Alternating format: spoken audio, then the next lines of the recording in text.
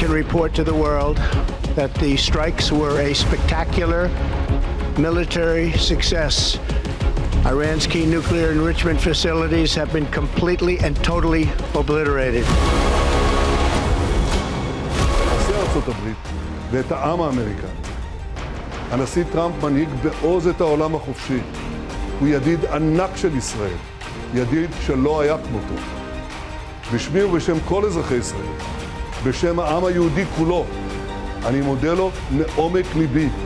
در این عملیات برای نخستین بار از موشک بالستیک چند کلاهکی خیبرشکن از نسل سوم موشک‌های هوافضای سپاه پاسداران با بهره‌گیری از تاکتیک‌های جدید و غافلگیر کننده جهت اصابت دقیق‌تر، مخرب‌تر و مؤثرتر استفاده شد.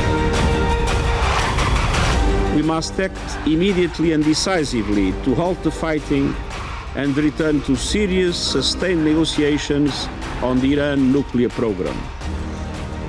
We need a credible, comprehensive and verifiable solution, one that restores trust, including with full access to inspectors of the IAEA as the United Nations technical authority in this field.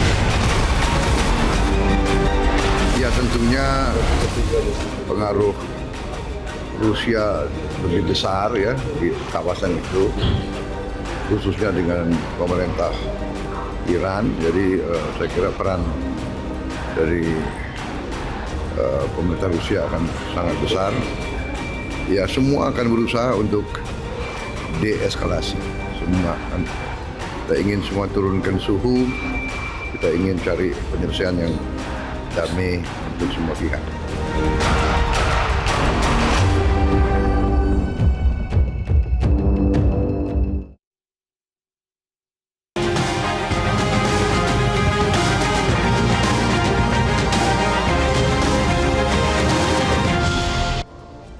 Halo, selamat malam pemirsa. Ketegangan di Timur Tengah kembali memuncak. 13 Juni 2025, Israel melancarkan serangan udara ke Iran, menyasar fasilitas nuklir dan menewaskan sejumlah tokoh militer. Tidak lama berselang, Amerika Serikat menyatakan dukungan terbuka dan menggempur 3 situs nuklir utama Iran.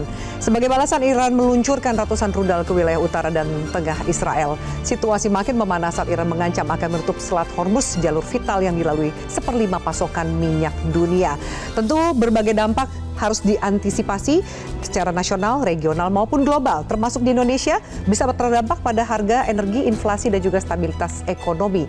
Akankah perang Iran-Israel berkepanjangan? Langkah konkret apa yang perlu dilakukan Indonesia untuk meredam dampaknya terhadap ekonomi dan juga energi nasional kita? Bersama saya Afiani Malik, inilah Top Issue. AS ikut gempur, Iran pantang mundur.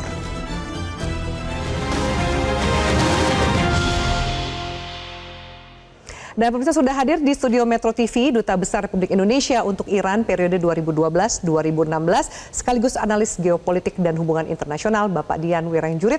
Pak Dian, selamat malam. Selamat malam, terima kasih Pak Dian sudah hadir. Terima kasih. Dan kemudian juga kami hadirkan pakar hubungan internasional dan kebijakan publik dari Sinergi Policies, Mbak Dina Praptora Harja. Mbak Dina, selamat malam. Selamat malam. Terima kasih sudah hadir. Dan melalui sambungan Zoom juga telah bergabung anggota Komisi 1 DPR RI, Pak Sukamta. Pak Sukamta, selamat malam. Selamat malam, Assalamualaikum warahmatullahi wabarakatuh. Waalaikumsalam. Terima kasih para narasumber sudah bergabung. Kita langsung saja membahas. Saya tentu ke Pak Dian terlebih dahulu. Pak Dian, dari pengalaman Bapak bertugas sebagai Duta Besar RI untuk Iran di tahun 2012 dan 2016, ada klaim dari Amerika yang mengatakan ini fasilitas nuklir yang membahayakan, mengancam. Sepengetahuan Bapak, apakah betul memang ada fasilitas nuklir yang mengancam yang diklaim seperti oleh Amerika Serikat? Yang fasilitas nuklir yang diklaim oleh Amerika dan sekutunya ada sejumlah, bukan hanya 1, 2, tapi sekitar 7 yang selalu masuk dalam radar mereka. Dan itulah ketujuh fasilitas itulah yang dituntut untuk dibuka. Bisa dikunjungi oleh tenaga ahli yang disebutkan, tenaga ahli inspektur IAEA. Dari IAEA. Dari IAEA. Tapi sejarah menunjukkan Direktur Jenderal IAEA yang sebelumnya, yang berasal dari Jepang, Yukiya Amano, itu ternyata tidak melakukan perannya sebagaimana yang ditentukan oleh statuta IAEA. Karena dia memihak berat sebelah. Dan sudah terbukti bocornya dokumen oleh WikiLeaks yang menyatakan adanya komunikasi antara Duta Besar Amerika di Wina dan Dirjen IAEA Amano yang menyatakan bahwa Amano siap apa saja untuk Amerika. Nah, itu dibuktikan kemudian dalam kaitan inspeksi di lapangan. Inspektur dari IAEA itu sebagian besar dari Barat. Sebagian besar juga yang punya misi lain selain benar-benar melaksanakan tugasnya sebagai perwakilan IAEA untuk menginspeksi. Sebagai inspektur. Karena apa yang dilaporkan tidak sesuai dengan apa yang kenyataannya. Kenyataannya dari sejak 2002 sampai 2025 ini pernahkah ada yang melihat bom nuklirnya Iran? Tidak ada. Hanya katanya, hanya dugaan yang semua tidak bisa dibuktikan karena yang paling nyata memang Iran punya pengayaan uranium, Iran punya roket, kemampuan bikin roket, Iran punya warheadnya sudah siap, tapi belum pernah uji coba. Bagaimana sebuah bom atom bisa diluncurkan tanpa diuji coba dulu? Semua negara nuklir, 5 negara P5, 4 negara di luar Traktat NPT, semua memiliki senjata nuklir yang sudah diuji cobakan. Nah, buat saya pribadi, selama tugas di sana pun masalah ini tidak pernah bisa dibuktikan.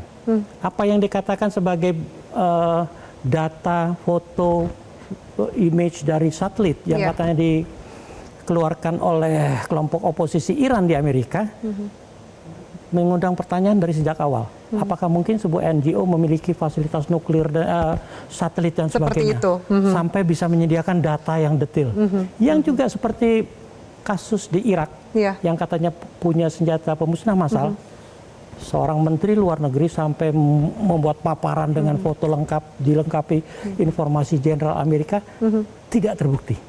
Nah, saya nggak tahu kalau sekarang dikatakan oleh PBB bahwa IAEA telah melaksanakan tugasnya, tugas yang mana?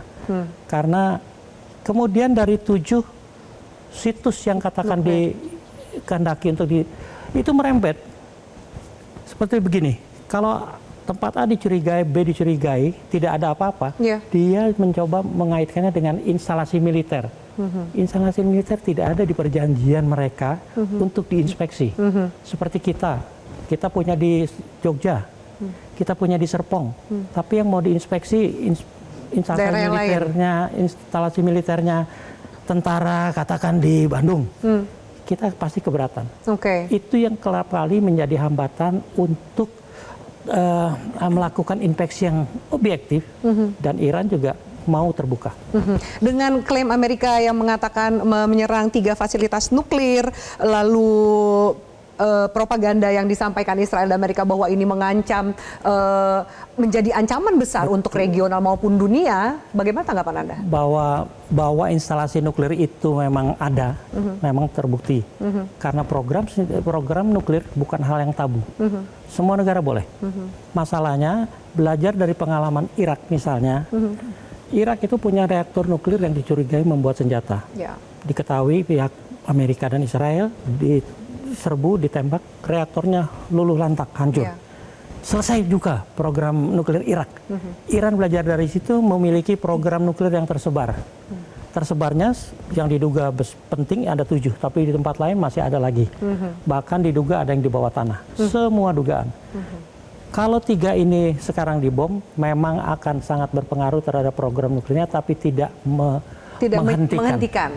Oke, itu tidak bisa menghentikan program itu dan kemungkinan akan jalan terus. Akan jalan terus dengan kejadian terakhir ini. Oke, apa yang bisa kita baca dengan kejadian terakhir ini, bahwa satu, mengebom fasilitas nuklir juga tidak menghentikan Iran, bahkan mungkin semakin kencang, mengatakan Amerika memiliki konsekuensi yang besar atas serangan yang dilakukan pada hari Minggu. Mbak Dina, situasinya akan semakin memanas atau akan kita lihat ada titik terang perdamaian dalam waktu dekat?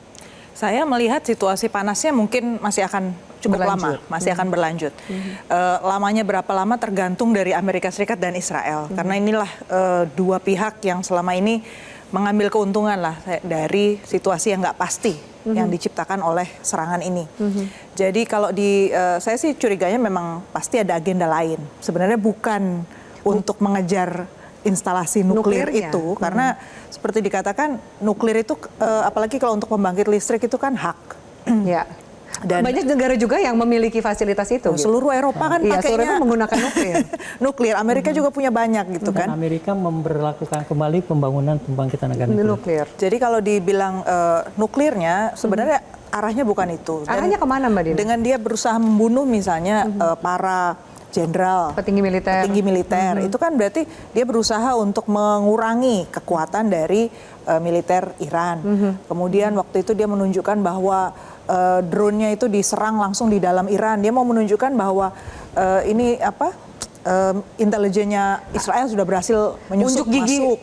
pihak mereka lah ya. Ya, bahwa Iran tuh nggak sekuat yang kau bayangkan, gitulah ya. Dan satu yang lain yang terus dibunyikan itu adalah menurunkan rezim di Iran ya.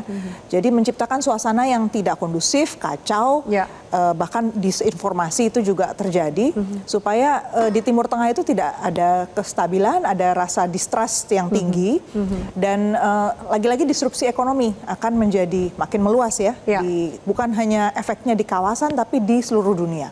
Kita tahu pada saat yang sama ini belum ada kelanjutan kan dari tarif yang digelontorkan oleh Trump. Belum ada negosiasi yang muncul sama sekali. Terus di saat yang sama 17 sampai 20 Juni harusnya kan terschedule pertemuan yang diinisiasi oleh Arab Saudi dan Prancis. Kita tahu Prancis kemarin datang ke Indonesia cerita mau bikin pertemuan untuk mengakui kedaulatan Palestina. Nah, itu yang juga mungkinan agenda yang berikutnya lagi kan, supaya itu nggak terjadi. Agenda itu sepertinya nggak bisa diharapkan berlanjut. Nggak bisa berlanjut kan, karena diikat dengan situasi yang seperti ini, nggak terjadi juga.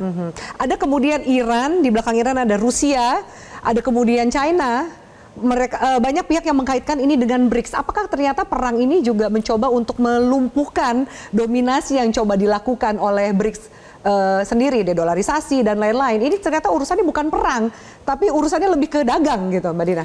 BRICS itu masih bayi lah. Kalau kita lihat pola kerjasamanya di dalam BRICS, intinya itu kan berusaha untuk menciptakan independensi dari sistem multilateral di bidang ekonomi yang selama ini eksklusif sebenarnya, dan menciptakan sanksi yang berkepanjangan buat negara-negara tertentu yang dianggap sebagai ancaman buat kubu Barat, Amerika maupun sekutu-sekutunya.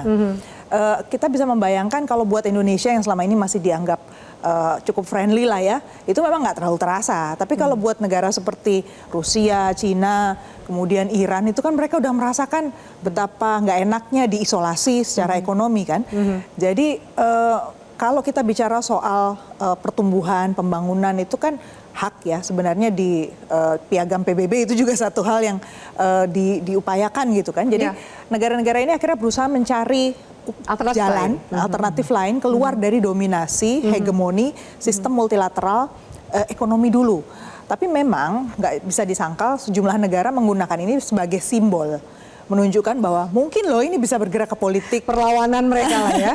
Tunjuk gigi bahwa kita juga punya kok kawan-kawan alternatif. Nah memang ya namanya juga politisi ya. Dalam jangka pendek kadang-kadang mereka ingin kelihatan ada sesuatunya. Padahal sih realitanya masih bayi nih.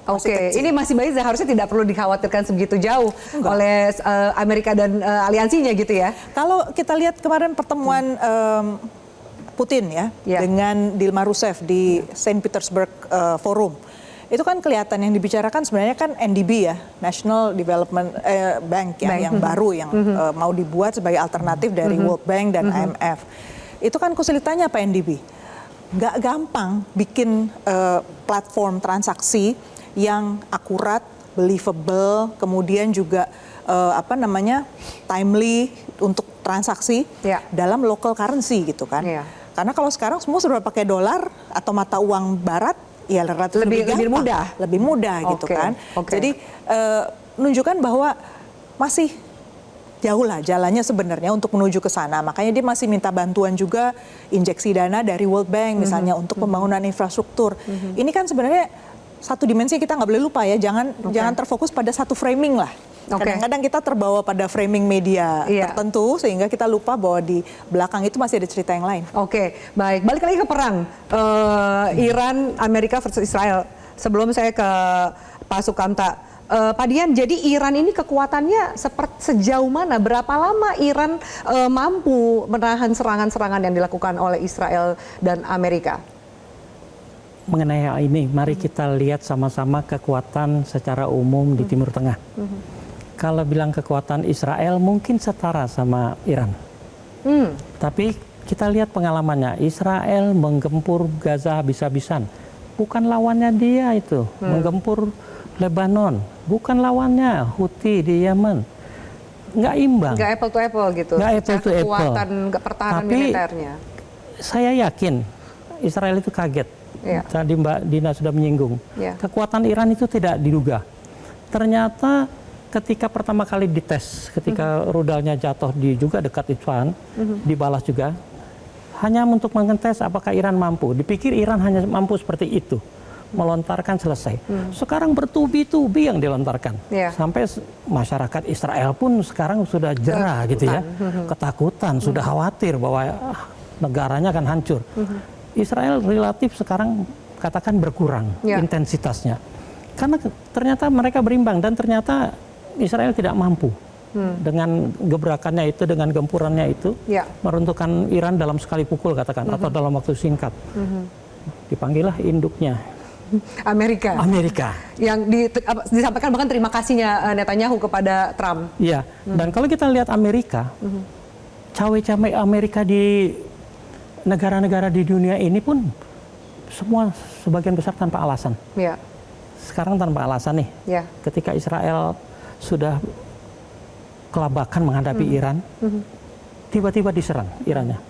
Alasannya selalu klasik. Kalau Amerika itu selalu dimanapun klasik, keamanan, humanitarian, demokrasi, sama menyelamatkan warganya dia dari negara itu. Loh, apa yang terjadi sekarang? Nggak ada alasan. Alasan yang sifatnya belum terbukti dipakai. Kalau mau jujur, Israel menyerang Iran dibalas berhenti. Sekarang Amerika. Tapi kenapa tidak dilakukan di Ukraina sama Rusia? Jelas bertetangga, jelas Rusia invasi.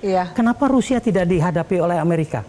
Buat saya ini bentuk maaf kepengecutan. Beraninya lawan anak kecil kalau anak bilang sekarang, anak-anak muda sekarang. Ya terang aja lawan Hamas, lawan Houthi, lawan Hezbollah. Sekarang di Ukraina hadapin dong gitu ya. Hadapin dong. Di Taiwan latihan perang Cina pakai senjata tajam di depan pekarangannya Taiwan juga dibiarkan tuh. Nggak ada latihan perang itu didatangi sama kapal induk sama-sama di berhadapan begitu. Artinya apa sih kok beraninya sama negara-negara yang memang kecil? Coba riwayatnya. Iran, Irak, Syria, semua Grenada, Panama, semua negara kecil yang memang tidak secara kapasitas tidak ada bandingannya dengan Amerika. Tapi mungkin karena kaya dengan sumber daya alamnya. Siapa? Negara-negara yang dihajar oleh Amerika. Panama apa? Hanya teluk, hanya selat. Grenada punya apa? Negara-negara lain punya apa? Termasuk kayak di Asia sebelumnya. Kamboja, Laos diserang tanpa alasan. Padahal kongresnya sendiri tidak menyetujui, apalagi PBB.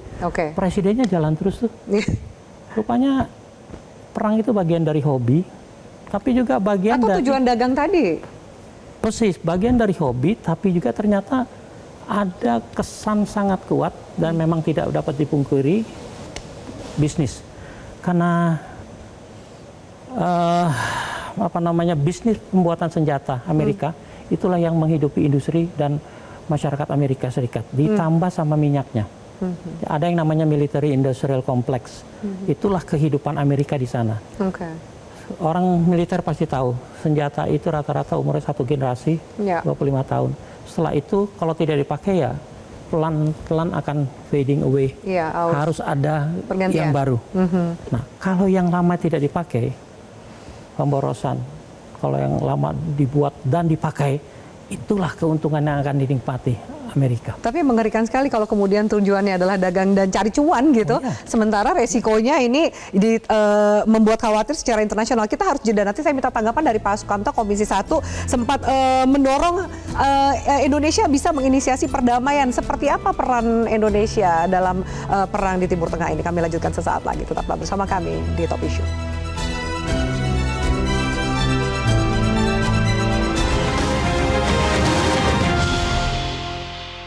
Jelajahi cara baru mendapatkan informasi. Download Metro TV Extend sekarang.